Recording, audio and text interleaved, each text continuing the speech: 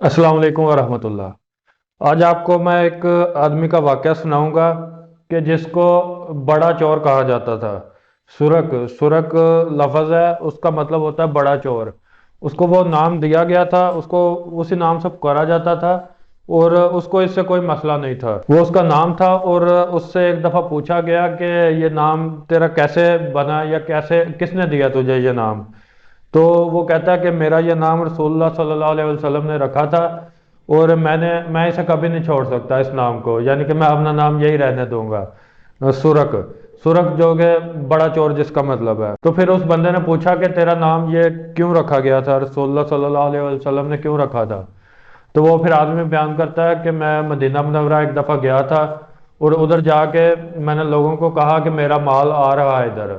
और लोगों ने फिर मुझसे खरीदो फरोख्त की, अपने पैसे दिए मुझे और कि तुम्हारा माल आएगा तो हम तो इसे ले लेंगे। यानी इसने बताया कि मेरे पास फलां फलां चीज़ आनी है, तो लोगों ने पहले ही पैसे दे दिए कि इसका माल आएगा तो हम ले लेंगे। तो फिर वो कहता है कि जब मेरा माल आया तो मैं उसे अपनी ज़रूरियात में इस्तेमाल कर गया, यानी कि समझ ले किसी और जगह बेच दिया होगा या कहीं इस्तेमाल कर दिया, लेकिन उनके जो पैसे थे वो भी इस्तेमाल हो गए इससे। तो उसके बाद वो कहता है कि जिन लोगों के मैंने पैसे लिए थे वो मुझे नबी अलैहिस्सलाम के पास ले गए और उनके पास जाके उन्होंने बताया कि ये हमारे इस तरह से पैसे खा गया। तो फिर कहता है कि हमारे नबी अलैहिस्सलाम ने फरमाया कि तू सुरक है। सुरक मतलब बड़ा चोर। तो सुरक है। और फिर कहता है कि मुझे 4 ऊँटनियों के बदले में फरोख्त कर दिया गया। फरोख्त इस तरह से कि यानी कि इसको कोई बंदा खरीद ले और जितनी रकम देगा उतना इससे मुनाफा कमा ले, इससे काम करवा ले, फिर उसके बाद इसको छोड़ दे। यानी कि वो पहले से गुलाम नहीं था, वो आज़ाद बंदा था, लेकिन उसको इस तरह से बेच दिया गया कि उसके बदले रकम ले ली गई और वो जो बंदा खरीदेगा उसको वो भी इसी तरह करेगा कि जितना वो पैसा उसने दिया है वो उससे कमाएगा, उससे काम करवा के किसी तरह से।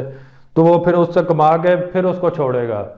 तो जब वो उसको उस बंदे ने एक ने खरीदा, तो जो जिन्होंने उससे पैसे लेने थे, जिनका वो माल खा गया था, उन्होंने उससे पूछा, वो खरीदने वाले से, कि तू इसे क्यों खरीद रहा है। तो वो कहता है कि मैं इसे आज़ाद करने के लिए खरीद रहा हूँ, क्योंकि मैं इसे आज़ाद करना चाहता हूँ। तो वो जिन्होंने उससे पैसे लेने से कर्ज लेना था उस बंदे से, चोर से, तो वो कहते हैं कि हम भी सवाब कमाना चाहते हैं, हम भी अजर का शौक रखते हैं। तो वो फिर कहते हैं कि हम भी अपना कर्ज माफ करते हैं। उन्होंने भी अपना कर्ज माफ कर दिया।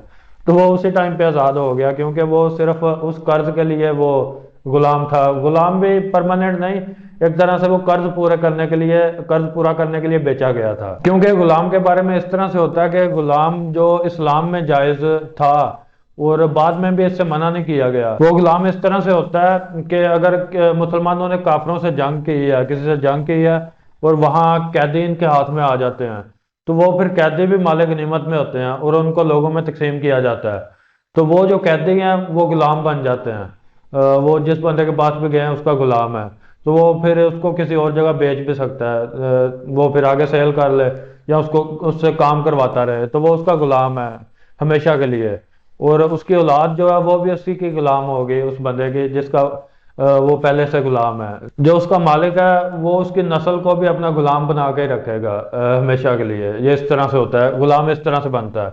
और अब चूंकि जंगें वगैरह नहीं होती तो कोई भी ऐसे कैदी हाथ में नहीं आते मुसलमानों के, तो फिर इस तरह से कोई भी गुलाम जायज नहीं होता कि हम किसी को गुलाम बना के रखें, इस तरह से नहीं है।